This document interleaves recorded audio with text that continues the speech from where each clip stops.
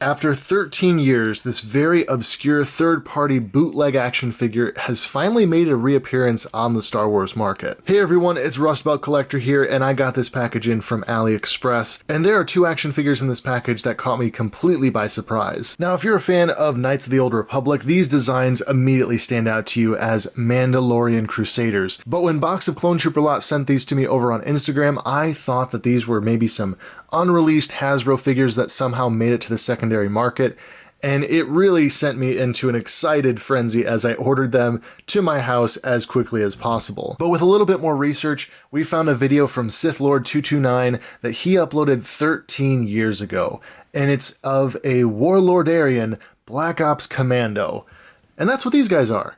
These are Warlordarians, not Mandalorian Crusaders, or Neo Crusaders as they are called. But yeah, these are not official figures at all. These were done by a fan group called ToyDaForce, and they actually had these on Big Bad Toy Store back in the day. Now, of course, for legal reasons, they couldn't call these guys Mandalorian Crusaders, but of course they are. You can see in the design, the armor, it's all there. And these are the two color variants that they had posted on AliExpress.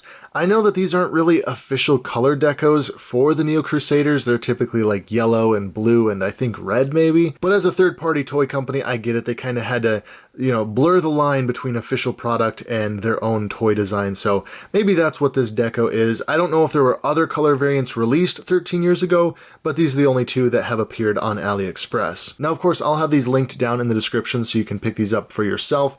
There was a fairly limited number in stock, so I imagine that these just turned up at a warehouse somewhere, and then yeah, this is just what's left over after 13 long years. These figures do come with accessories like this jetpack that has a nice dry brushing on it. It just pegs into the back of the figure, and they also come with this blaster rifle. Now, I don't really know much about the KOTOR lore or Knights of the Old Republic lore, but this seems like at least close enough to some weapons that you can get in-game. I'm assuming once again that they just kind of had to blur that line. They couldn't just do a straight copy of everything Star Wars for these figures. But it does look Star Wars-y enough, and I think it works really well with this figure. And I do have to say, the articulation on this figure is very impressive, especially for a 13-year-old design. This is going back to an era of Star Wars where, yes, the figures were articulated, but they weren't super articulated. They weren't necessarily like our modern-day vintage collection figures that we've come to expect.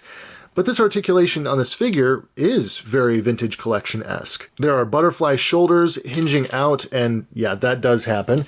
These shoulder pads are a bit of an issue. They are just pegged on there with little tiny little pegs. So they clip on there, but depending on how you pose the arm, that will pop off and go flying into the abyss, essentially. But you have a hinge and swivel at the elbow. You also have hinged wrist joints, this one being an inward and outward, and this one being an up and down hinge. The torso has a really wide range of motion forward and back, especially again for an armored figure. I always like to add that caveat. The hips are very interesting. They have a swivel forward and back, but then they have a hinge outward, as well as a thigh swivel, single jointed knees, and then down to the ankle, just a standard swivel pivot there. Now the head is on a ball joint, but because of the armor, it is a little bit limited in how far it can turn. But still, for a figure of this age and being a third-party design, the design is very, very modern. Discovering these figures and learning about their history has been a really fascinating rabbit hole to dive down because, again, at the time, I had no idea that these existed. There were, of course, videos on YouTube that I've now found, and other people have talked about them in the community. But to me, these never existed until Box of Clone Troopers sent them over on Instagram, like I said. So this was a very happy discovery to be made aware of, that even back in the day, these figures were being made with a lot of love and a lot of attention to detail by fans. Much like our bootleg clone troopers we get on AliExpress today, there are still fans out there who make their own characters, their designs that they really want in figure form that, for whatever reason, Hasbro hasn't touched on, and they go about it themselves because they just can't get them anywhere else. Now, something that's really interesting to note is that a lot of these armor pieces, like the shins, the knee pads, the forearm armor here, it's all removable. They're all like shells that can be removed if you pop the hands out or pop the feet out. So I'm wondering if there were other figures planned on this base body. I'm sure they could have done some interesting trooper designs because this is kind of like a ribbed undersuit similar to what stormtroopers have. And as you can see, these shoulder pads do not like to stay on. So I bet If these ever made it to like the secondary market, there were probably a lot that were missing their shoulder pads. So yeah, after 13 long years, these figures have finally resurfaced on the market, and they are extremely impressive to have in hand. Again, I love the attention to detail, and I would be really curious to know if other paint variants were ever made, because I would have loved to see these guys done in their official deco from the game. But for what they are, they really do look great on a shelf, especially if you've got other Knights of the Old Republic figures to go with them.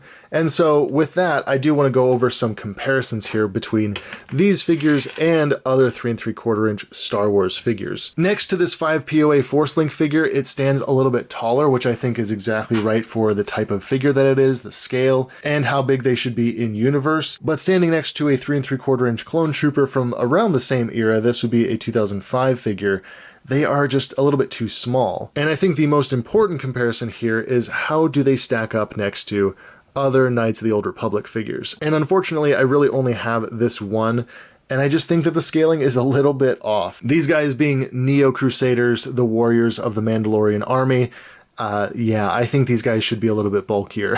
Even back at the time when these were released, I just feel like they probably didn't scale super well with other 3 3/4 inch figures at the time.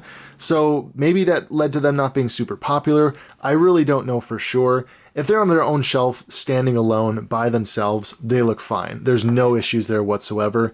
But I think once you bring them in next to other figures, the scaling issue starts to become very apparent. Maybe it was an unintentional design flaw, maybe it was a cost thing to just save on some plastic.